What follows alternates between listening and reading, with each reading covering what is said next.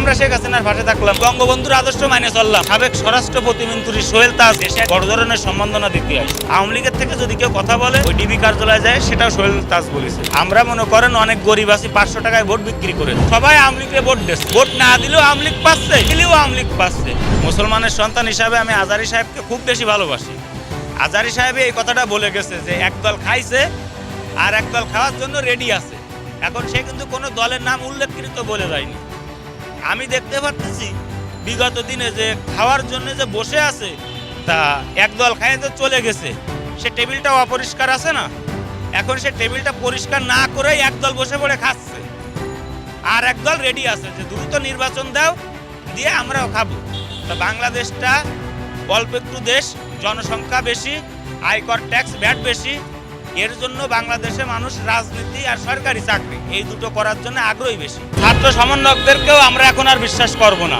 আগামী দিনের একটা বাংলাদেশকে তারা ধ্বংসের দিকে নিয়ে যাচ্ছে। আপনারা দেখেন, ছাত্র সমন্বয়করা রাস্তায় হাঁটে যায় না, তারা মার্সিডিজ নিয়ে রাস্তায় চলাফেরা করতেছে। এই মার্সিডিজটা কিন্তু তাদের ছিল না। আমরা ছাত্রদের পাশে যখন ছিলাম, ছাত্রদের পায়ে 300 টাকা দামের একটা স্যান্ডেল পাইতাম, আর এখন দেখি ছাত্ররা 1,08,000 টাকা দামের জুতা পাই দিয়ে চলে। আপনি কৃষক মারি দিয়ে সোনার বাংলা কখনো গড়তে পারবেন না। এখন যে সরকার আছে ওই টেকবে না, সরকারি লোকে ওকে হাঁটাই দেবে। আসলে প্রাইম মিনিস্টার শেখ হাসিনার এই যে টর্চার একটা সেল, আমরা সাধারণ মানুষের মুখে যেটা শুনেছি আয়নাঘর, এই আয়নাঘরটা সম্পূর্ণ মিথ্যা বানোয়াট।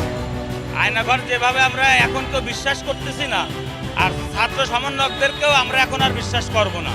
আমরা ছাত্র সমন্বয়কদের পাশে ছিলাম, বিভিন্ন কথাবার্তা আমাদের বলেছে আয়নাঘর নিয়ে। এখন সে আয়নাঘরটা সম্পূর্ণ ভুয়া।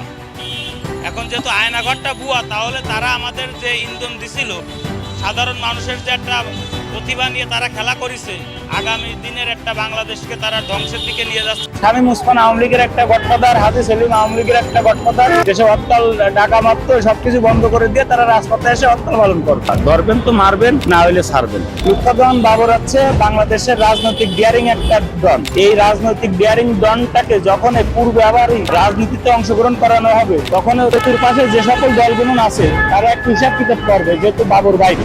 আওয়ামী লীগ হরতাল ডাকেছে, মনে করেন এটা তো তার ব্যক্তিগত হরতাল। এখন সে তো ডাকলো বাইরের দেশে থেকে, কেউ তো সেরকম নেই যে আওয়ামী লীগের হয়ে রাস্তায় কথা বলবে, তাহলে হরতাল পালন করবে কে? একটা ব্যক্তি তো থাকতে হবে। তার কিছু কিছু নেতা আছে, তারা কারাবন্দী আছে। এখন কারাবন্দির ভিতরে থেকে তারা কি হরতাল পালন করবে? আর সে আছে দেশের বাইরে, তার কথা মানুষ কিভাবে শুনবে? কোন এখন বর্তমান সরকারের কথা একজন রিকশাওয়ালা শোনে না, দেশের বাইরে যে এক্স সরকার, তার কথা মানুষ শুনবে। বাংলাদেশ তো আর ওই রকম নেই, আগের মতো বাংলাদেশ নাই।